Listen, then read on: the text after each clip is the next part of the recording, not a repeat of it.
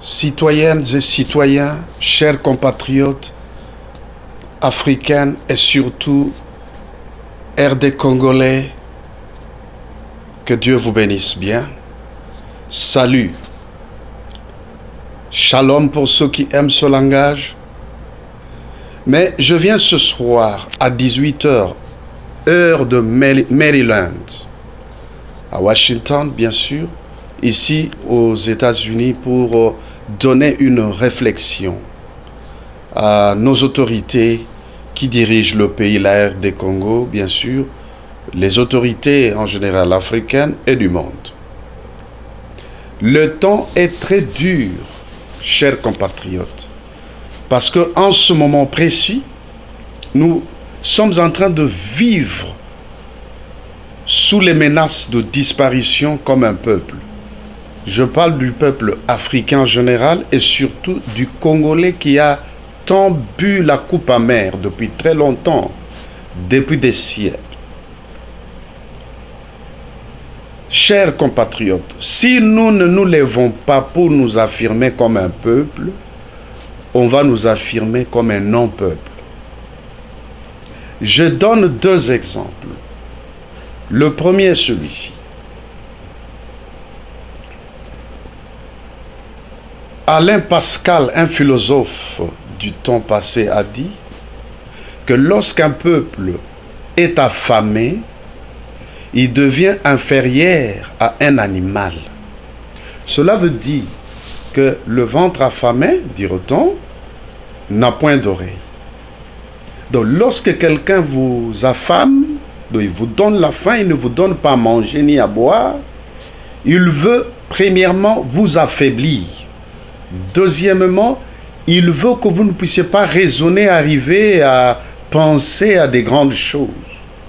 Parce que lorsqu'on est affamé, même le moral est faible. Je crois que vous êtes d'accord avec moi, chers compatriotes. Voilà pourquoi, à ma qualité d'apôtre de Dieu, d'un homme politique, en plus d'un analyste et chercheur congolais, vous dire ceci. Si nous ne nous imposons pas, si nous ne nous affirmons pas un peuple face à des différentes menaces de l'intérieur comme de l'extérieur du pays, nous sommes destinés à disparaître.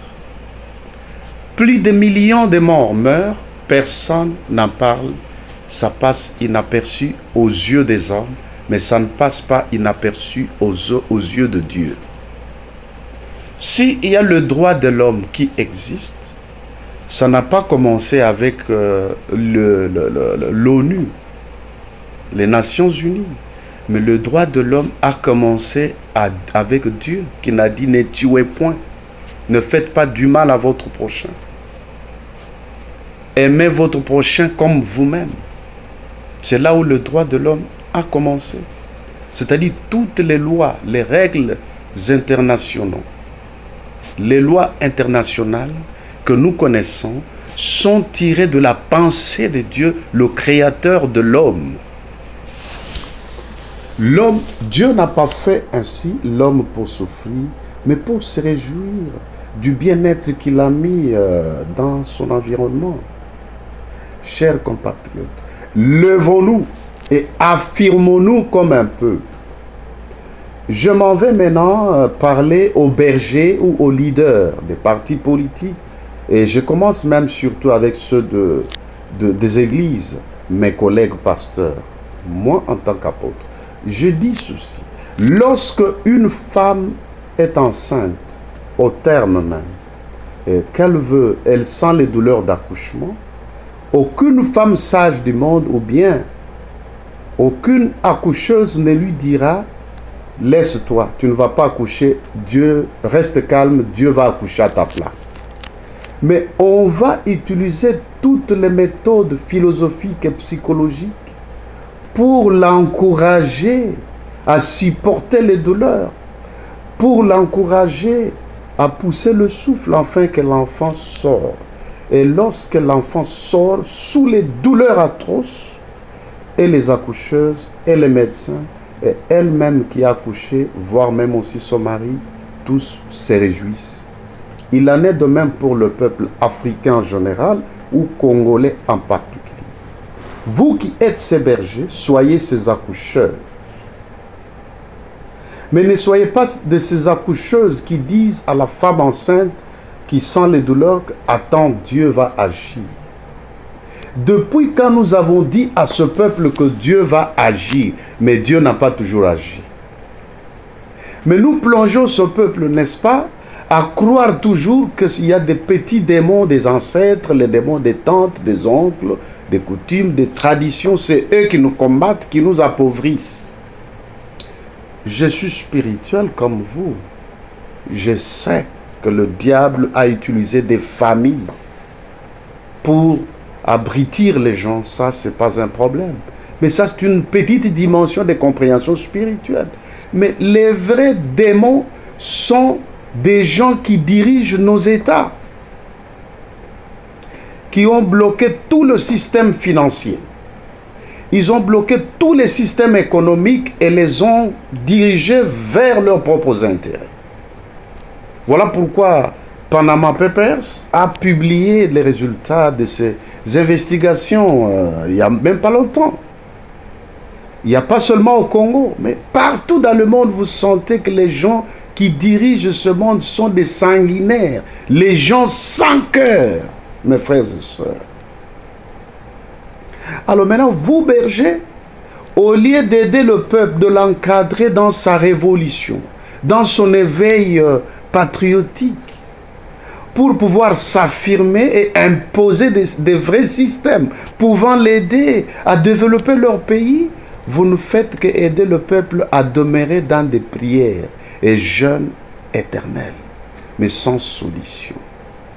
Je dis souvent, en tant qu'apôtre, qu'une prière sans action est un bruit comme le bruit du cymbale aux oreilles de Dieu.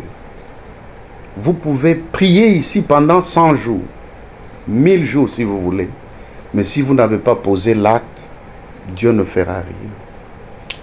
Il en est de même pour quelqu'un qui veut manger. Vous pouvez rendre action de grâce, sanctifier la nourriture. Mais il y a un travail qui vous attend alors, comprenez? Et tout le monde le sait, même enfant ou adulte. Le travail qui vous attend sur lequel, c'est de faire l'action, de prendre la nourriture. La main prend, elle arrange la nourriture, elle met dans la bouche fait entrer dans la gorge pousse là dans les intestins et les intestins dans l'estomac et vous connaissez la suite du circuit.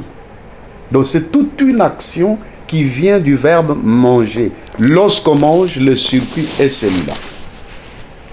Mais si l'homme prie pour la nourriture, rend des actions de grâce à Dieu, mais ne commence pas à manger, Dieu ne descendra pas manger à sa place.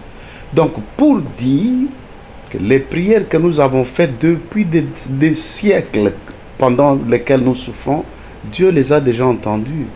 Mais Dieu n'opère jamais lorsque l'homme ne se lève pas. Mais, contrairement, lorsque l'homme se lève pour agir, le ciel décide d'entrer en action avec lui. Lèvons-nous et bâtissons un autre grand Congo, digne de son nom, loin de tout ce qu'on le taxe, qu'on le colle comme étiquette. Voilà pourquoi, chers compatriotes RD Congolais, je voulais m'entretenir avec vous dans ma chambre d'hôtel où je viens d'arriver, ici à Maryland, pour m'entretenir avec les compatriotes congolais et les autres Africains, de vous dire que nous, en ce moment précis où les enjeux électoraux nous préoccupent, il y en a d'autres compatriotes qui, pour eux, cette affaire d'élection ne les concerne pas. Mais qu'est-ce qui vous concerne? Mais entre-temps, ils pleurent, ils se plaignent. Laissez-moi vous dire ce que j'ai compris après toutes nos souffrances depuis le temps des ancêtres jusqu'à aujourd'hui. Que lorsque le monde ne vous comprendra pas, ne s'intéressera pas à vous, lorsque vous vous plaignez, lorsque vous vous lamentez, lorsque vous ne faites que criailler. Mais le monde vous comprend lorsque vous vous levez pour agir, positivement ou négativement. c'est alors qu'on va répondre à vos désidérata. Ça, c'est d'après ma petite expérience. Je disais que je suis en train de réfléchir avec vous. Chers compatriotes, le moment est arrivé parce que le seul moyen pour accéder au pouvoir, c'est par la voie démocratique. Ça veut dire par les élections, à tout échelon. En ce moment précis, nous nous préparons pour des élections, pas les élections que les autorités eux-mêmes veulent ou que n'importe qui veut, mais les élections constitutionnelles. Nous ne voulons pas des sélections, mais des élections, parce qu'il y a différence entre élection et sélection. La sélection, c'est réunir les gens qu'on veut mettre tels à la tête du pays ou au gouvernement ou à tous les niveaux. Mais les élections, c'est quand on laisse le peuple mettre les autorités ou les dirigeants de son choix. C'est ça des vraies élections. Chers compatriotes, voilà pourquoi j'apprécie lorsque Alain Pascal, un philosophe, a dit qu'un peuple affamé, il devient inférieur à un animal. Voilà pourquoi nos autorités sans cœur, nos autorités sans compassion nous traitent comme des mouches. Plus de autant de millions de morts, mais ça ne dit rien, mais ils pensent continuer sans même assurer la sécurité, pourvu qu'ils gagnent ce qu'ils veulent comme intérêt personnel. Voilà pourquoi, en matière électorale, j'interpelle notre peuple en disant qu'il n'est pas question de favoritisme, ni de fanatisme, ni de régionalisme, ni de tribalisme. Votons avec objectivité l'homme que Dieu va nous choisir. Il vous met à cœur, vous allez le voter. Et j'interpelle nos autorités à nous donner des élections, mais pas des sélections. Vous avez sélectionné il y a longtemps, maintenant nous voulons des élections, avec un fichier électoral fiable, avec tous les moyens à la disposition de la CNI, Commission électorale indépendante. Et que cette commission soit réellement indépendante. Je veux finir avec les bergers, mes amis pasteurs, collègues. Si vous n'aidez pas le peuple à s'affirmer, à créer en eux la révolution pacifique, morale, qui engendrera l'éveil patriotique, vous allez assister aux assemblées vides, aux cultes vides, aux messes vides.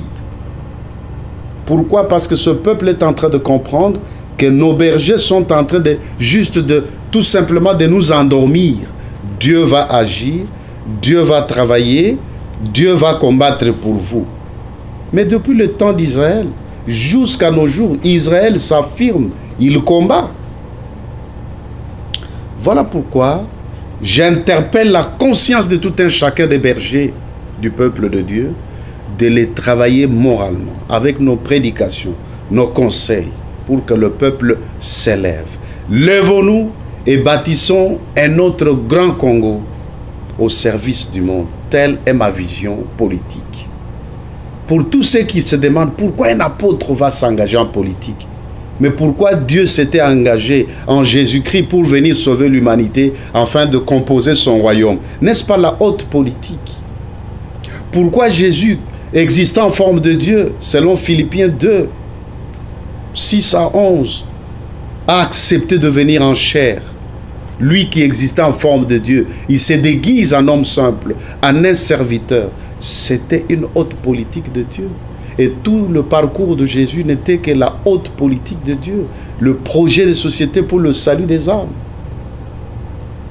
Et pourquoi un peuple accepte que les occultistes, les satanistes les dirigent, mais refuse que les enfants de Dieu ou les hommes de Dieu qui ont la vision les dirigent? Mais entre-temps, ce même peuple se plaint, ce même peuple pleure. C'est du contraste, ça. Voilà pourquoi je viens dans cet hôtel où je suis arrivé, bien fatigué, vous dire, chers compatriotes, lèvons-nous et bâtissons.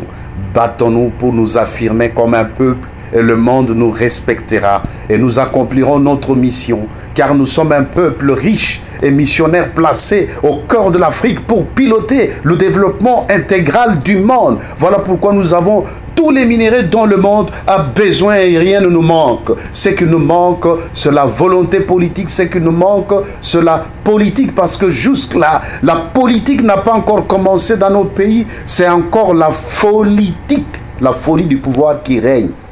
Mais l'heure a sonné où la vraie politique, la vraie démocratie va commencer.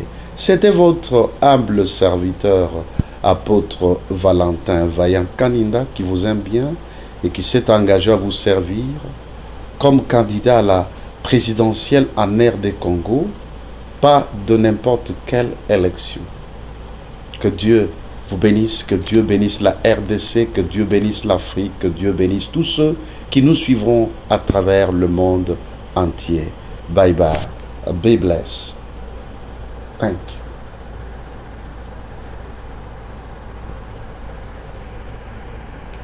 Chers compatriotes, ma demande en ce moment est que vous puissiez partager cette vidéo à tous pour que ça lave le cerveau et que ça puisse nous amener à la dimension que Dieu voulait. Amen.